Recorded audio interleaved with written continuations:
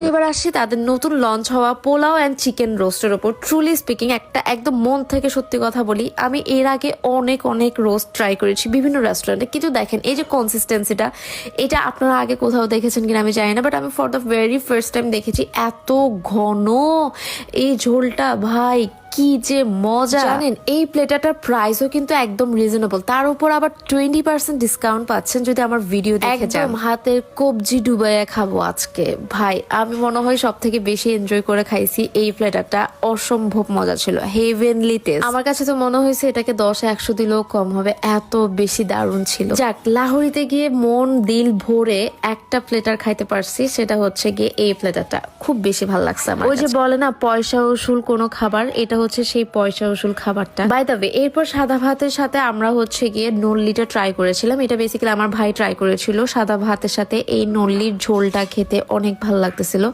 So আপনারাও এই প্লেটারটা try করতে পারেন। এটার সাথে